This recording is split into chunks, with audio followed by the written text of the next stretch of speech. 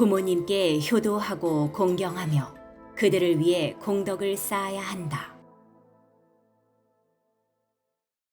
만약 누군가 자신을 낳아주고 길러준 아버지, 어머니의 은혜를 모른다면 그는 기본적인 도덕과 정의감이 없는 사람입니다. 도덕적인 사람이라면 우선 부모님께 효도하고 공경해야 하는 것이 첫 번째 원칙입니다. 젊은 사람들은 너무 진부합니다라고 하겠죠. 진부하더라도 평생이 걸린 일입니다. 아무리 세련되어도 부모님의 자녀이고 로봇이 아닙니다. 부모님의 키워주신 은혜에 감사할 줄 알아야 합니다. 더 높은 경지의 도덕과 정의는 낙숫물의 은혜를 샘으로 보답하는 것입니다. 감사하는 마음이 있어야 진정한 도덕이고 정의입니다. 이런 도덕과 정의를 갖춘 사람을 친구로 사귀어야 하죠. 부모님도 남모른 척 할 수 있는 사람이라면 친구한테는 어떻게 했습니까?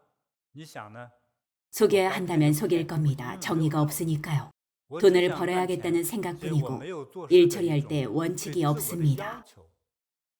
세상에서 가장 두려운 사람은 이치를 모르고 자기 행위 기준이 없는 사람입니다.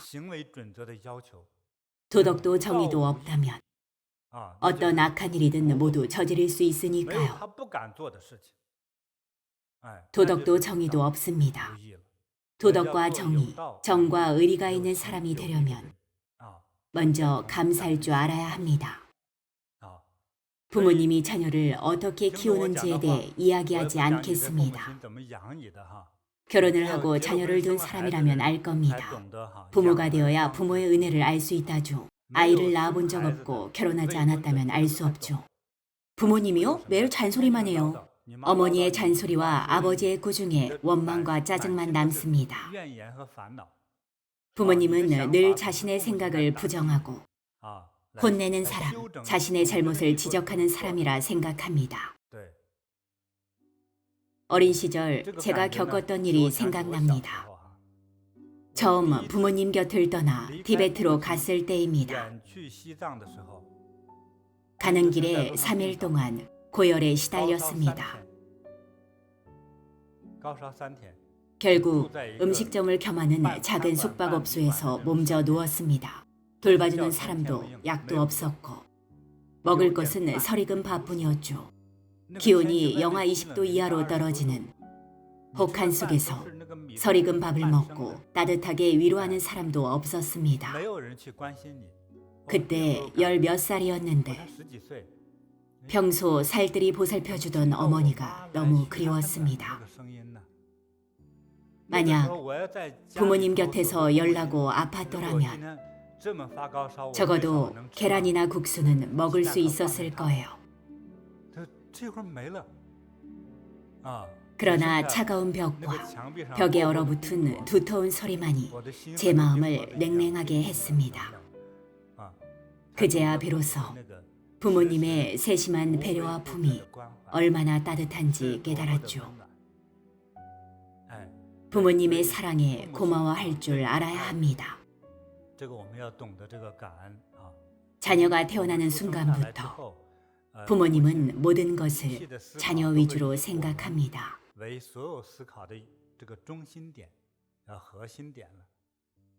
자녀가 태어나기 전 부모님, 특히 어머니는 모든 것이 자기 위주였죠. 그러나 아이가 태어나면 모든 것이 바뀝니다. 우리 아이가 좋아하는 것, 아이 먹을 것, 아이 것 사줘야지. 많은 어머니들이 그렇습니다. 중국의 온라인에서 떠도는 이야기가 있습니다. 어느 어머니가 대학생 아이의 학비를 마련하려고 넝마주의가 되었습니다. 그러나 그걸로는 돈이 모자라 피를 팔았습니다. 그런데 그 아이가 졸업하고 도시에서 좋은 직장에 취직한 후부터 어머니를 모르는 척했습니다. 오랜 세월 가난하게 살아온 어머니는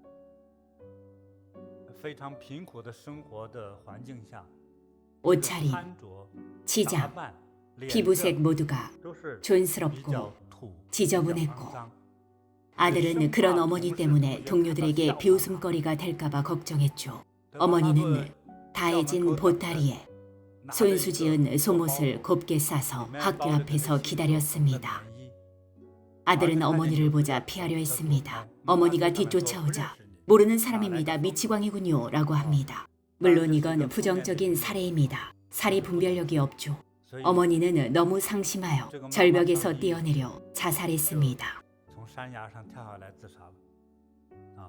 그를 익힌 어머니는 자살할 때 그동안 아이의 학비를 어떻게 마련했는지 알리는 유서를 남겼습니다.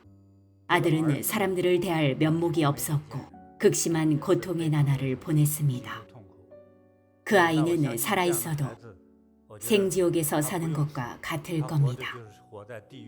사는 동안 마음의 가책을 느끼고 스스로 벌을 줄 겁니다. 그것이 곧 지옥입니다. 따라서 우리는 부모님께 효도하고 공경해야 합니다.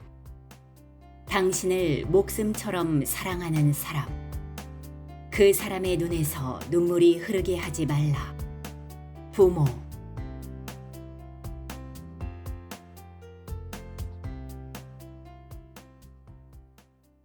사람은 누구나 낳아주고 길러준 부모님이 있습니다. 낳아준 친부모가 아니라 길러준 양부모라도 공덕이 무량합니다.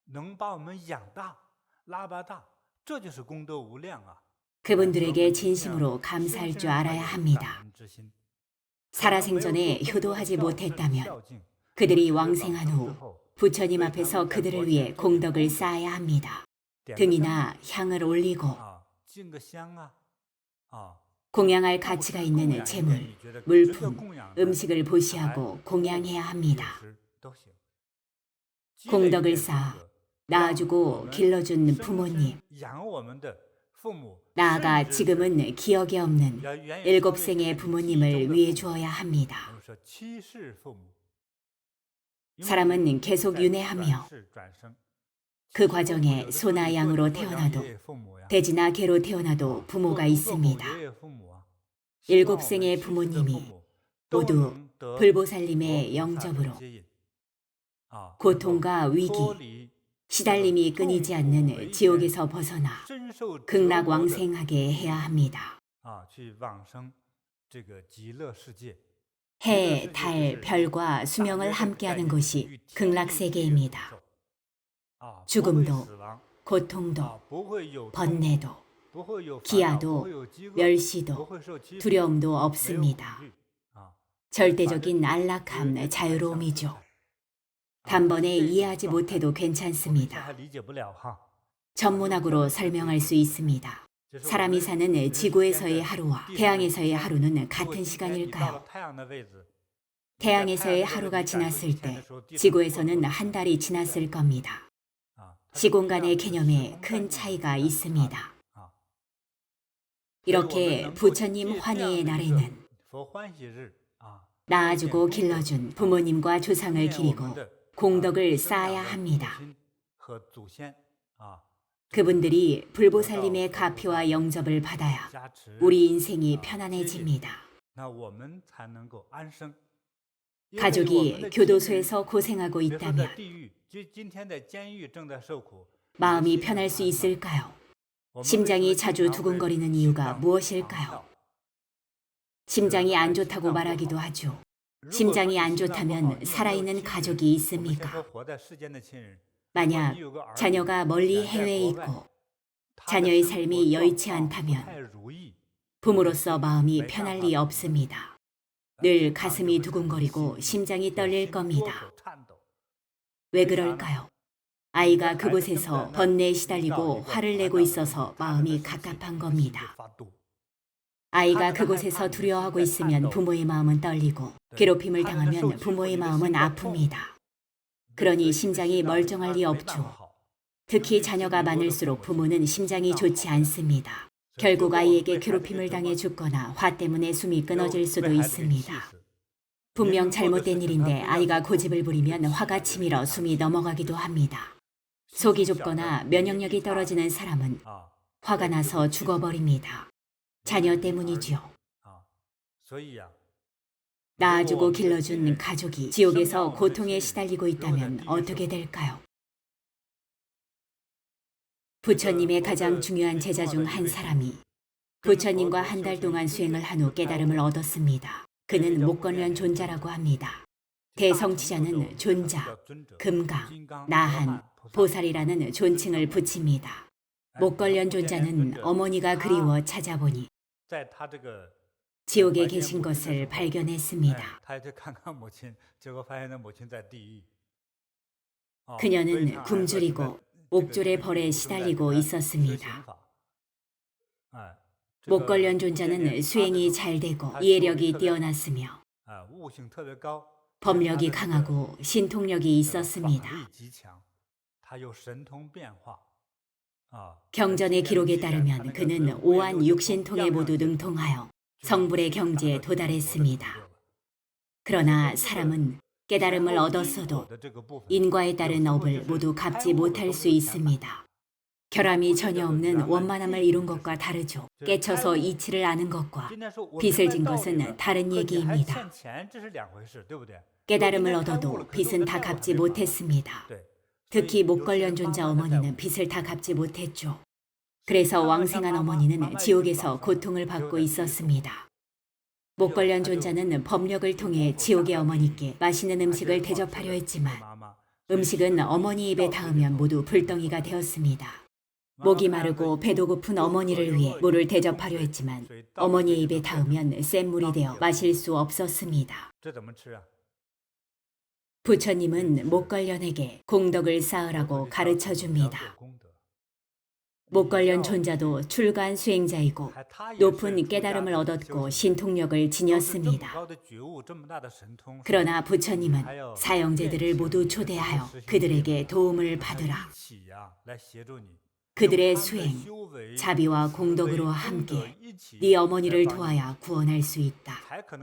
너의 법력이 뛰어나더라도 산을 옮길 수 있어도 네 어머니의 입으로 음식이 넘어가게 할 수는 없을 것이다. 공덕으로 갚아야 하는 빚은 죄이며 한 번에 다 갚을 수 없다. 수행으로 쌓은 너의 미약한 공덕만으로는 부족하니 더 많은 사람을 공양하고 더 많은 수행자와 협력해야 한다.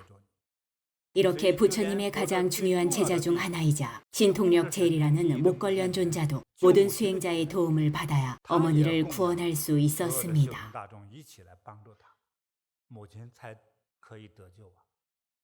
우리는 더 말할 것도 없겠죠.